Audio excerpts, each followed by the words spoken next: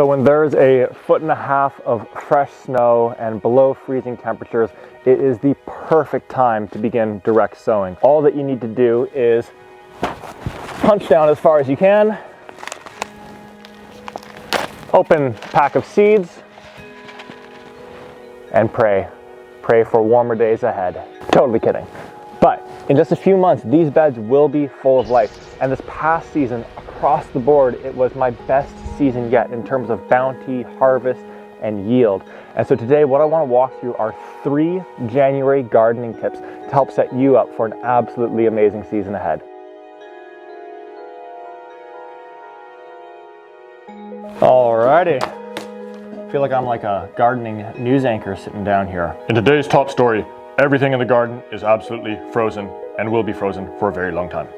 Okay, that's all for today. Jokes aside. So January, in a lot of ways, it really does mark the beginning of the upcoming gardening season. And now with everything completely frozen and snowed over outside, we aren't actually gonna be doing anything outside, but rather be entirely focused on beginning to plan for the season ahead. And that really is the name of the game when it comes to January. So just before we start diving into those 3 gardening tips for January, if you have any questions on January, on gardening, on mindful gardening, anything in between, ask those down in the comments because we answer each and every one of them. And so the first January gardening tip is to build out your garden plan for the season ahead. And to help you with that, we have put together an amazing 4-page garden planning guide that is available at the link down below to download and print out. So I really encourage you to go to that link, download our vegetable garden planning guide, and then once you've printed it out, grab something warm to drink, hop onto the couch, and begin working through it. This gardening guide is going to take you through step by step to make sure that you're set up for the season ahead. So it's starting with a bit of a goal and intention for what we hope that the garden brings us this coming season, and then thinking through which are the vegetables that we absolutely love to eat and have on our plates in our dishes the most, and then drawing out our garden space to ensure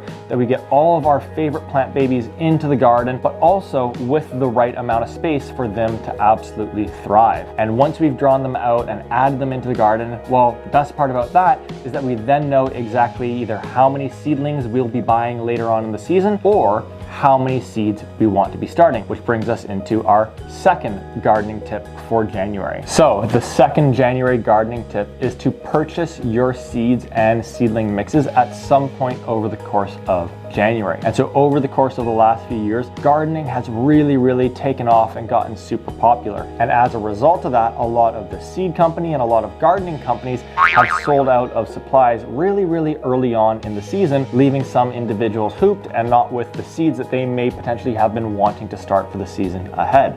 So my encouragement to you on that front is to put your orders in on the sooner side rather than the later side to ensure that you're getting exactly what you need. Now for myself, everything that I've been growing has been with West Coast seeds. So all of the bounty, all the beautiful produce that comes out of my garden, those are originally from seeds that I got from West Coast Seeds. And if you want to join me on that, there's a link down in the description as well that will take you over to the West Coast Seeds website where you'll be able to pick up your seeds. Moving on to seedling mix, your plant babies are going to need the nutrients, the microbes, and ultimately a medium that retains water so that they're going to be able to germinate. And that's why our worm casting seedling mix has compost and worm castings directly built into it so that they're going to get all those nutrients, all those microbes, and there's going to be really amazing water retention to help ensure as many of the seeds successfully germinate as possible. And at this point, we have hundreds and hundreds of people that are utilizing our seedling mix and that have already put in their pre-orders for the season ahead. So if you want to get your hands on some of our worm casting seedling mix,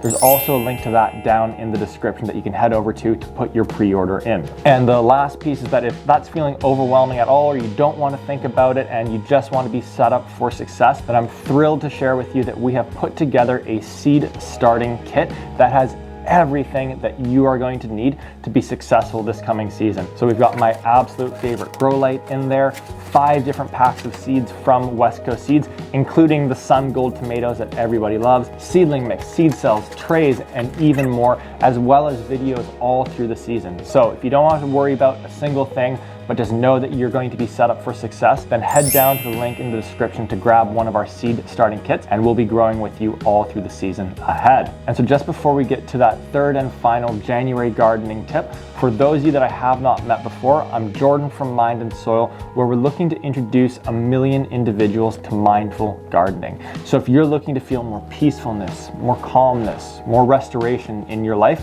then I really encourage you to subscribe, because we put out new videos every single week to help you get your hands dirty and feel the mental health benefits of gardening. So moving on to our third and final January gardening tip, and that is to set up your seed starting station. So when it comes to starting our seeds, which we're going to be doing in February and March and April, I really encourage you to start them indoors and underneath a grow light. They're going to have a much easier kind of just beginning of their life and be getting really amazing light from that grow light. Way better than something like a windowsill in the vast majority of instances. Now, because of that, we need some form of a station set up where we have our grow light set up. And so next week, we are going to be putting out a video with 3 different setups or structures to be hanging your grow light from and beginning to build out a little bit of a seed starting station so that you have an area where your plant babies can be getting the perfect amount of light, but that is also perfect for your house, your apartment, your condo, whatever your living arrangement is. And I think that you're really going to enjoy building out this little seed starting station, because as we get into February and into March and we start those seeds, you're going to be able to go down to that area and see whether or not any of those seeds have come through the surface, and then watch them begin to absolutely thrive early on in the season before we move them out into their forever home. So keep your eyes peeled for that video coming out over the course of the next week here. And that's everything for today. So as I mentioned, if you have any questions, go ahead and ask those down in the comments.